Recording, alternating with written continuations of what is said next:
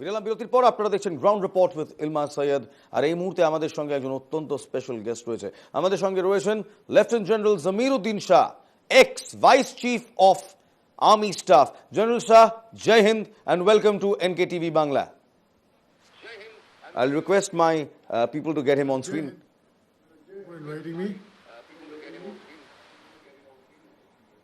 General Shah, मेरा पहला सवाल आपको, इस समय इंडियन आर्मी को क्या करना चाहिए?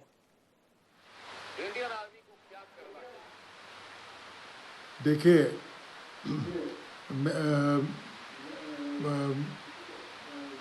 मेरा तो ये हमेशा पॉलिसी रही है कि जब आपके खिलाफ कुछ कार्रवाई होती है उसका आंसर इमीडिएटली दे देना चाहिए। प्लान्स पहले ही से बने होने चाहिए और मेरे ख्याल से बने हुए हैं, मगर अभी फ़िलहाल तो खाली डिप्लोमेटिक एफर्ट्स हो रही हैं और ज़रूरी है कि मिलिट्री रिस्पॉन्स भी होगा। मिलिट्री रिस्पॉन्स भी होगा। हम लोगों ने अभी देखा है, war games have started, exercises have started. IAF and the Indian Army, both the branches have started their exercises. पर ये सिर्फ एक्सरसाइजेस तक ही सीमित रहेगा या इस बार हम लोग पीओके में घुस के मारेंगे? क्या ये समय आ चुका है कि हम पीओके में घुस के मारे?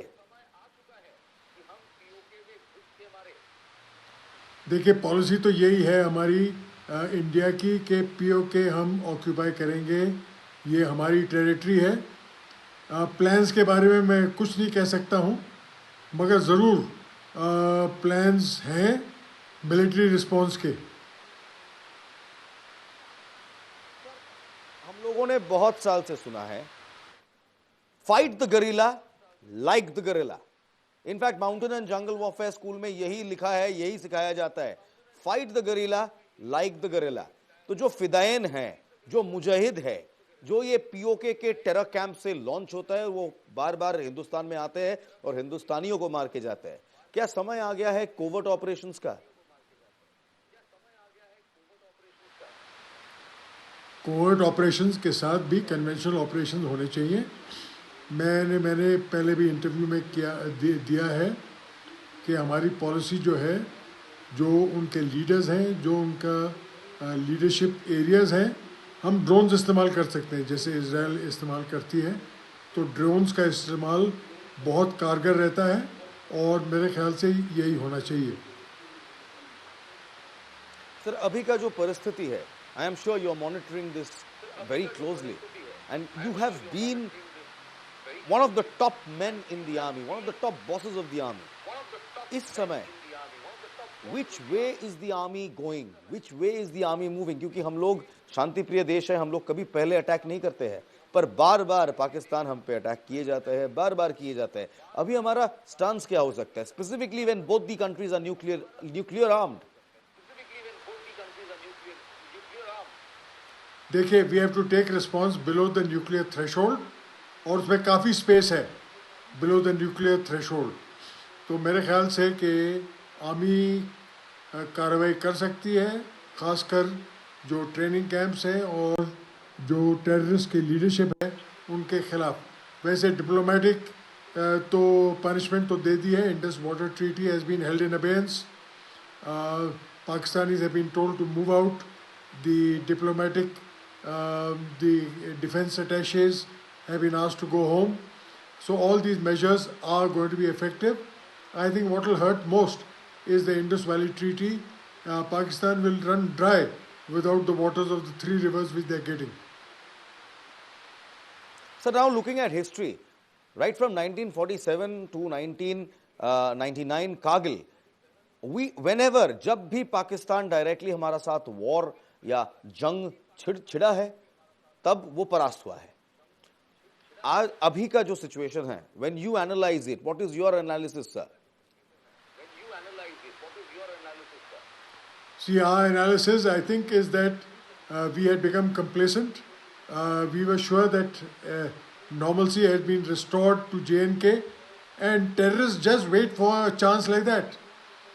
They wait for a chance to strike. I had this experience in insurgencies in Nagaland, Manipur, Tripura, and other places.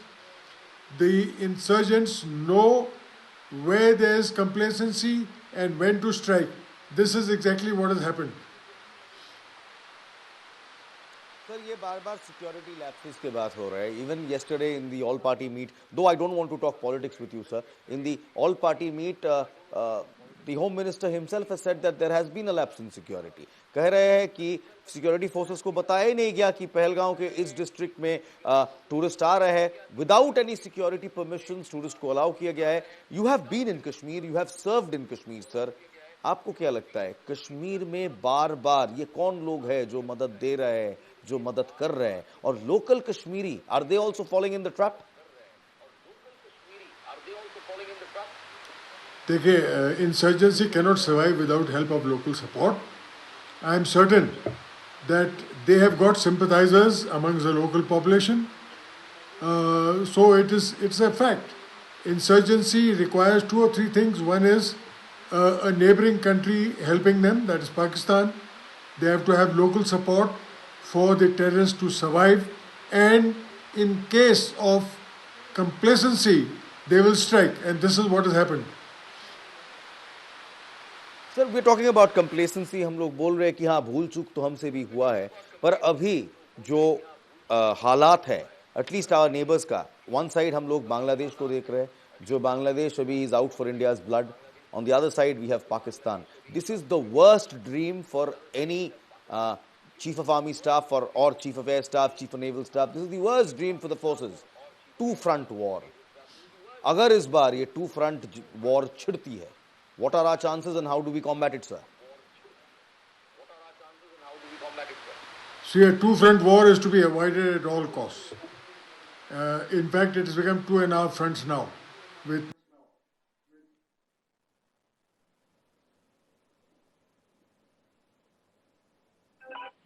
Sir, your audio is not. Yeah. Yes. Yes, sir. yes. Yes, sir. Yes, sir. Perfect, sir. In fact, there was a call which I put off. Right. Yes. So, sir, again, coming back to the question of a 2.5 front war, how does India battle this? Well, we've got to sort out matters with China, basically. I think that is the principal adversary. Pakistan is no problem at all in case of a conventional conflict. Bangladesh is no problem. We have got to resolve our differences with China and make sure that in case of a war with our neighbors, they don't interfere. So now, coming back to Kashmir, sir, 60 साल पहले हम लोगों ने एक गलती किया था और उस गलती का नाम था हाजी पीर पास. बार बार देखा गया है कि ये हाजी पीर पास पीर पंजल रेंज में यही यूज होता है पीओके से कश्मीर में घुसपैठियों के लिए घुसपैठ करने के लिए. कि क्या टाइम आ गया है, क्या ये समय आ चुका है हाजी पीर पास ही नहीं पूरा पीओके को वापस भारत क्लेम करे? और अगर ये क्लेम करना है तो ऑपरेशन कैसे होगा? Are we operationally ready to take PoK?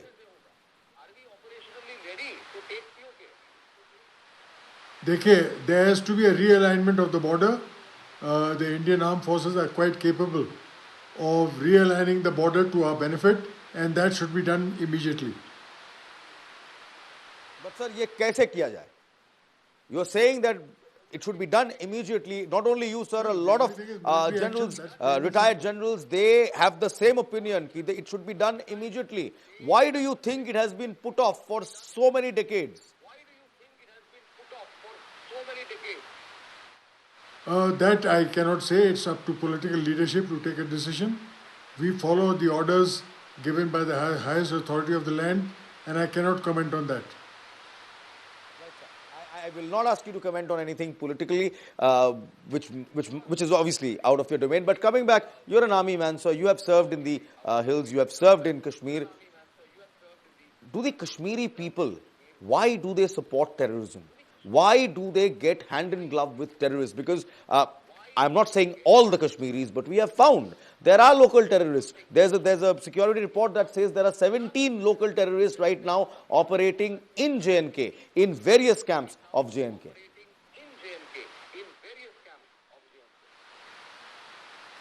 See, they have there, whatever you may say, whether it's perceived or genuine, but these terrorists do have their grievances, and insurgency, let me tell you, can never be resolved by military means.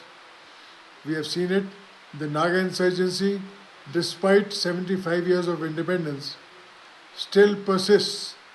There is no military solution to insurgency.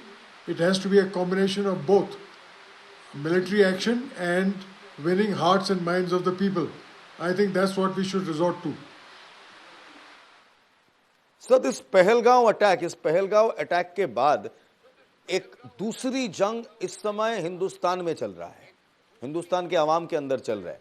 मुझे पता है, मैंने आपका book पढ़ी है, मैंने आपका किताब पढ़ी है, दी सरकारी मुसलमान मैंने पढ़ी है, और वहाँ पे भी आपका जिक्र है इस वॉर के बारे में. ये पहलगांव का वॉर हिंदुस्तान पे वॉर है, हिंदुस्तान पे हमला था, पर किसी लोग, कोई राजनीतिक दल भी है जो इसे एक हिंदू मुसलमान की जंग का स्थिति दे रहा है, और ये इसीलिए दे रहे हैं क्योंकि धर्म पूछ के, मजहब पूछ के मारा गया था पहलगांव में.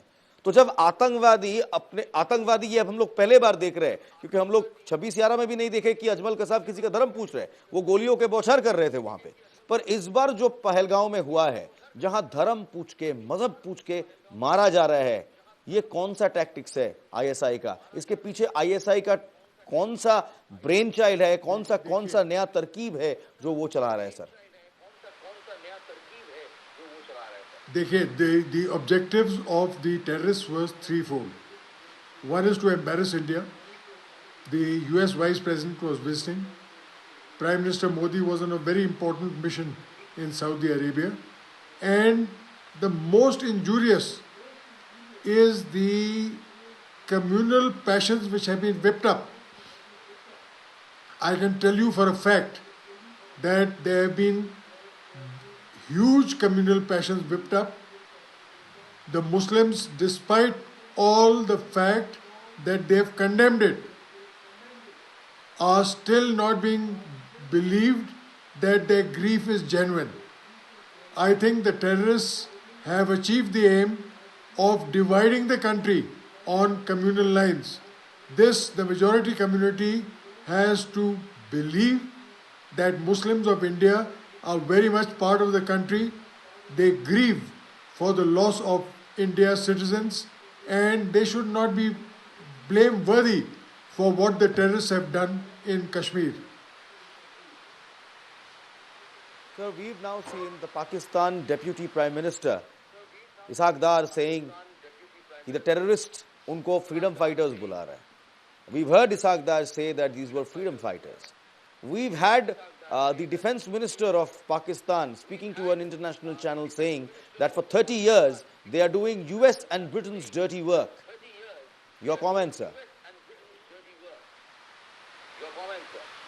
See, it's always a belief that one man terrorist is the other person's hero. So the terrorists who are doing all this, creating problems in India, are our adversary's hero. It's plain and simple. This has always been the case in insurgency, and Pakistan will continue saying so. So Pakistan and terrorism, they go hand in hand, hand in glove. POK right now records 42 terror camps.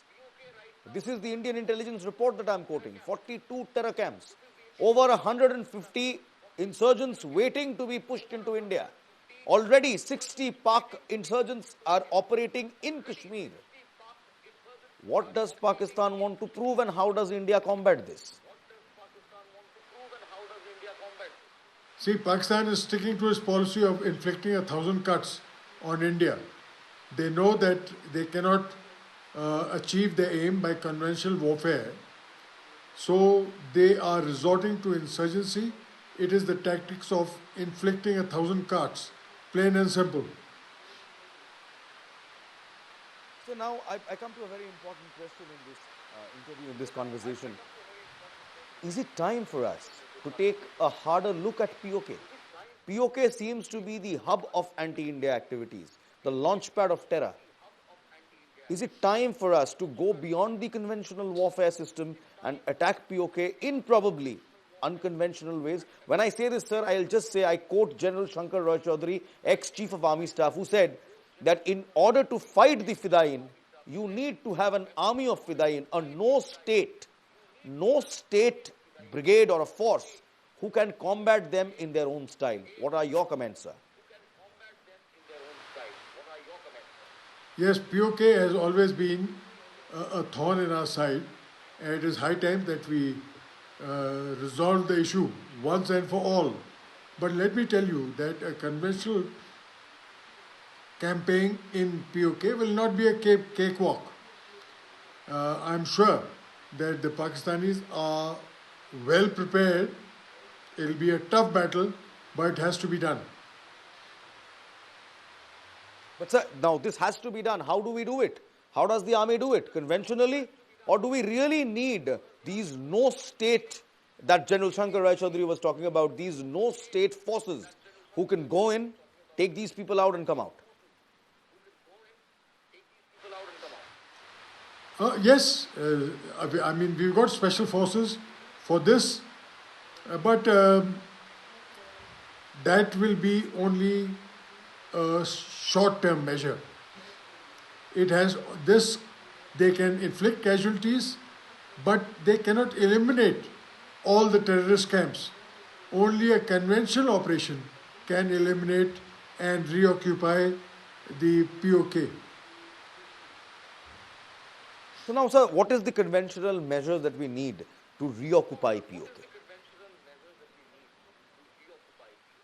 Well, it's a conventional war, plain and simple. See, trying to send in special forces, they will achieve a certain amount of success, but then they have to be pulled back. The problem is that they will have no local support. And without local support, these operations are very, very difficult because the local population will be anti the Indian Armed Forces, and it will be a very tough. I think the only thing that is which will resolve the issue is a conventional victory and occupation of this POK. But sir, looking at 1999 Kargil, we've seen that we never cross the LOC. We never cross the international border. And if in terms of war we do cross, we follow the UN Charter and give it all back to them. It happened in 99 Kargil. It broke the morale of our forces. Is it time to rethink these points and these values? I think this is a political decision which has to be taken by the top leadership. We've always been very cautious in not violating the line of control and other things and the international border. But I think it is time that we do rethink and take action accordingly. So I know you're an army man, you've been an army man all your life, but I'm going to ask you something that might put you in a little bit of an uncomfortable spot. Sir, the Indian Army is one of the finest army in the world, one of the most capable armies in the world. But the political Indian leadership, do you think it is enough? It is enough to, is it enough to command such an army? Is it enough experience to command such an army and give them the right resources? Are they giving us the right resources? Look, that is entirely a military decision, but let me tell you that the senior officers of the armed forces must be co-opted in decision making at the highest level. If you see in foreign countries, most of the defense ministers have had military experience, and it would help greatly if a defense minister is inducted who has military experience. It will matter a great deal, I do not doubt the capabilities of the present Raksha Mantri, but he would do well in taking the advice of senior officers before making any decisions. So the formation of the three forces or the chain of command of the three forces have changed a lot. We now have something called a CDS, the Chief of Defence Staff, who is now actually responsible for the integrated services, or as in getting the three services together. With such a protocol in place, with such a command system in place, right now, where do you see the Indian Armed Forces if it comes to a head-on fight with Pakistan? The appointment of CDS was very much required, and I'm glad that the government, to ensure synergy between the armed forces, the Army, Navy, and Air Force, and the Coast Guard, have appointed a CDS. He is the overall commander for operations, and I think there will be, in case of future operations, I think there'll be a lot more synergy, a lot more jointness, and greater success. So now I'll come to the last question of this show, because then I'll be moving on to another topic that's equally important. Now, coming on to the last question on this show, sir, what do you think is the problem with Kashmir and how do we solve it? It's been a thorn in our eyes ever since 1948. Ever since 1948, Kashmir has been a problem for us. What do you think is the solution? Is it an army solution? Is it a political solution? Or is it a combination of both? No, it's a combination. They have, I'm not very sure, but the Kashmiris have their grievances. The legitimate grievances must be heard. And as I said, I'll repeat, there is no military solution to an insurgency. It has to be a combination of military as well as civic action. I mean, after all, we have been able to keep insurgency in the northeast in check to a great degree because of the combination of military action and civic action. I think that's what's required in J&K. Hearts and minds. So now coming on to this, actually I said it was the last question, but that brings me to another question, a very important question. This hearts and minds solution that you're talking about in J&K, is it possible? We saw that after 2019, it was told to us very clearly that this heart and mind policy is working. It's working nicely, and it was to the point that we had to demilitarize this place. We pulled out our forces. Do you think it was a mistake in pulling out the forces from Kashmir? No, we had no choice. We had growing tensions between China and India, and it was essential to relocate certain forces, and that's why there was thinning out. But to resolve insurgency, you got to have boots on the ground. And because of the thinning out, I think the terrorists have been given leeway to act. But let me tell you, even with a thin amount of troops, if there's no laxity, if troops are on guard, then insurgency can be kept in check. Right. Thank you. Thanks a lot, General. Lieutenant General Zamiruddin Shah, প্রাক্তন সেনা উপপ্রধান আমাদের সঙ্গে ছিলেন। General, thanks a lot for coming to NKTV Bangla. Jai Hind, sir. Thank you a lot. We'll speak again. But you've given us some very interesting points. এই মুহূর্তে যে কথাগুলো জেনারেল শাহ বললেন, সত্যি প্রতিটা কথা কিন্তু চোখে রাখার মতো, প্রতিটা কথার ওপর কিন্তু নজর রাখার মতো। হয়তো এবার পলিটিক্যাল অ্যান্ড মিলিটারি ব্রাসকে একটু ভাবতে হবে কিভাবে তারা কাশ্মীরের এই সমস্যার সমাধান করবেন। Moving on to our next topic, Malegaon বিস্ফোরণ মামলা মনে আছে? 2008-এর 29শে September, graphics please full screen করে দেখাতে বলবো।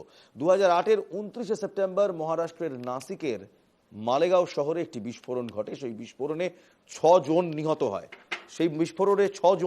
হয়। বিস্ফোরণের 100 জনেরও বেশি আহত হন। মুসলিম অধ্যুষিত এই এলাকার একটি মসজিদের কাছে এই হামলা হয়, এই বিস্ফোরণ হয়, আর এই হামলায় 6 জন মারা গিয়েছিলেন। তারপর তা নিয়ে মামলা চলতে থাকে। পুলিশ বিজেপি নেত্রী এবং প্রাক্তন সাংসদ সাধ্বী প্রজ্ঞা ঠাকুর এবং তার সহযোগীদের অভিযুক্ত করেছিল। মুম্বাইয়ের একটি বিশেষ আদালত মালেগাঁও মামলার শুনানিতে সওয়াল জাতীয় তদন্ত সংস্থা মাফ করবেন NIA তাদেরকে দেয়। এবার সবচেয়ে বড় প্রশ্ন, NIA রেকমেন্ডেশন দিয়েছেন যে সাধ্বী প্রজ্ঞা সহ 7 অভিযুক্তকে ফাঁসি দেওয়া হোক। এটা NIA-র রেকমেন্ডেশন।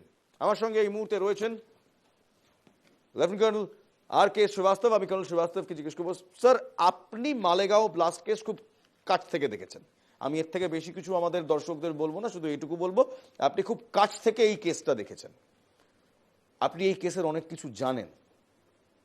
আজকে এই যে ভার্ডিক্ট দেওয়া হলো, ভার্ডিক্ট বলবো না, এই যে প্লি রাখা হলো, this plea for a hanging, for a death penalty, কি বলবেন? দেখুন, এটা মিডিয়া রিপোর্ট আছে, এর উপরে আমরা বিশ্বাস করি না, বিকজ এখন এটা একটা কনক্লুডিং ফেজে আছে। নেক্সট 10 ডেজে 10 দিনের মধ্যে এর একটা ভার্ডিক্ট বেরোবেন NIA, we have to wait for that, number 1। Number 2, এইটা যেরকম প্রজেক্ট করা হয় ওরকম এই কেসটা নয়। এর মধ্যে অনেকগুলো ধোলা হয়েছে, অনেকগুলো পলিটিক্যাল জিনিস। কেন যে এটা সর্ববিদিত আছে, যদি আমি কোনো ক্রাইম করি আমি কোনোদিন বলবো না কি আমি ক্রাইম করেছি, রাইট? তো এর মধ্যে একটা আমি বলবো একটা মাইন্ড, একটা সাতির দিমাগ কাজ করলো, আর নিজের ফুটপ্রিন্টসকে, ট্রেলকে মেটাবার জন্য অনেকগুলো কাহিনী তৈরি হলো। আই এম শিওর দ্যাট এত বছর পর যখন NIA কোর্ট যখন ভার্ডিক্ট দেবে, ওই ভার্ডিক্টে আমরা কিছু অনেকগুলো জানতে পারবো, বিকজ চার্জশিট তো অলরেডি আছে on the site, anybody can read it what is there inside. So যতক্ষণ আমাদের এই ভার্ডিক্টটা বেরোচ্ছে না, কোর্ট ভার্ডিক্ট বেরোচ্ছে না, কোনো কথা বলা এর মধ্যে উচিত নয় আমাদের, নাম্বার 1। নাম্বার 2, এর মধ্যে চার্জশিট আপনারা পড়তে পারেন, চার্জশিট অনেকগুলো চেঞ্জ হয়েছে, অনেকগুলো ইনভেস্টিগেটিং অফিসার চেঞ্জ হয়েছে, রাইট? আর স্যার 8 মে এই মামলার রায় বেরোবে, কোর্ট এই মামলার রায় দেবে। শনিবার NIA আদালতে তাদের চূড়ান্ত লিখিত যুক্তি উপস্থাপন করে, অর্থাৎ they put down the papers. NIA তার লিখিত প্রতিবেদনে 1,500 পাতার বেশি একটি রিপোর্ট দিয়েছে। সেখানে ডেথ পেনাল্টি ফর অল, কাদের? সাধ্বী প্রজ্ঞা, কর্নেল প্রসাদ পুরোহিত, মেজর রমেশ উপাধ্যায়, স্বামী দয়ানন্দ পান্ডে এবং বাকিরা রয়েছে। আমি দুটো নাম আপনার কাছে নিয়ে আসবো, you know them very well. Major Ramesh Upadhyay সেটাও ছাড়ুন, কর্নেল প্রসাদ পুরোহিত, you interrogated this man, questioned him, you questioned him, you picked him up, you joint interrogation ছিল, joint questioning ছিল, I will say। Malegaon blast কেসে কর্নেল পুরোহিতের involvement lieutenant colonel RK Srivastava ছাড়া আর বেশি কেউ বলতে পারেন না। What do you think, is he guilty? দেখুন, এটা আমি গিল্টি আর নট গিল্টি এটা তো কোর্ট ডিসাইড করবে। আপনি কি দেখেছিলেন? আমি এটা বলে দিই, এটা অ্যাকচুয়ালি এটা অর্গানাইজ ক্রাইম, এটা অর্গানাইজ ক্রাইম কেস ছিল, রাইট? অর্গানাইজ ক্রাইম, তাই জন্য ওখানে যিনি মিস্টার হেমন্ত কারকারে ছিলেন, উনি ATS মুম্বাইয়ের উনি ইনচার্জ ছিলেন। তো প্রথমে এর উপরে মকোকা লেগেছিল, Maharashtra organise crime act, MOCCA, MCOCA আমরা বলছি। এটা অর্গানাইজ ক্রাইম ছিল ডেফিনেটলি। আর আমাদের তো একটা 14 লাখ একটা আর্মি আছে, ওর মধ্যে তো কোনো লোকই একটা রোগ হতে পারে। তাহলে এই যে লেফটেন্যান্ট শ্রীকান্ত পুরোহিতের কথা আমি কোনোদিন এর উপরে কথা বলিনি। আমরা হয়তো ওর মধ্যে অনেকগুলো সিনেমা তৈরি হয়েছে, অনেকগুলো বই, অনেকগুলো লেখালেখি হয়েছে, হোয়াটসঅ্যাপ ইউনিটে অনেক গালাগালি হয়েছে, অনেক কিছু হয়েছে। তো ওর মধ্যে আমি শুধু এটাই বলবো that he was an rogue officer, right? He was an rogue officer, he was not truthful. He has been truthful, then thing would have been different. Sir এখানেই আসি, আপনাকেও কম গালমন্দ খেতে হয়নি। There has been so much bad things written about you by a section of section বলবো না, কিছু কি বলবো, rogue Hindu elements, rogue Hindutva elements, they have soiled your name, they have soiled Hemant Karkare's name. বলে রাখা ভালো, who is this Hemant Karkare? 2611 hero, ATS chief Hemant Karkare। এই right wing কয়েকটি গোষ্ঠী যারা সাধ্বী প্রজ্ঞা এবং পুরোহিতদের, কর্নেল প্রসাদ পুরোহিতদের সাপোর্ট করে, তারা লেফটেন্যান্ট কর্নেল শ্রীবাস্তব এবং হেমন্ত কারকারে কাউকে ছেড়ে কথা বলেননি, তাদের বিরুদ্ধে অনেক অপপ্রচার করেছে। Today sir it's your day to smile. No, একটু এখনো টাইম আসেনি। বিকজ এনআইএ ভার্ডিক্ট হওয়ার পরই আমরা কিছু কমেন্ট করতে পারবো, নাম্বার ওয়ান। নাম্বার টু, আমি এর আগে কোনোদিন মিডিয়াতে আমরা কথা বলিনি, বিকজ আমাকে একটা ইন্ডিয়ান আর্মি একটা টাস্ক দিয়েছে, I M A director, I was A director MI একটা সেকশনে। এইটা এরকম একটা ঘটনা হয়েছে অভূতপূর্ব, এর আগে কোনোদিন হয়নি এরকম। তা আমাকে পাঠানো হয়েছিল, হোয়াট এভার আই ডিড, আমি যে জিনিসটা করেছি সব আমাদের সুপিরিয়র আমাদের আছে, অফিসারগুলো ছিল, জেনারেল সাহেব ছিলেন, ডিজিএমআই ছিলেন, অ্যাডিশনাল ডিজিএমআই ছিলেন, আমাদের deputy director general military intelligence ছিলেন, ওরা সবাই জানতেন। আর একটা এসওপি আছে, আপনি বলুন, ওনাকে যখন পুলিশে হ্যান্ড ওভার করা হলো, তো ওটা তো আমি তো আমার I have no authority to hand over a serving army officer to the police. এটা তো ওখানে জাজ অ্যান্ড অ্যাডভোকেট জেনারেল আমাদের ব্রাঞ্চ আছে, ওদের পুরো স্যাংশন নিয়ে, ওর মধ্যে আপনাদের মিনিস্ট্রি অফ ডিফেন্সের স্যাংশন নিয়ে তারপরে ওকে হ্যান্ড ওভার করা হলো। কিন্তু কথাটা হলো আমরা তো শান্ত ছিলাম, because army, because of many things, many factors, আমরা মিডিয়ার সঙ্গে কথা বলতে পারি না।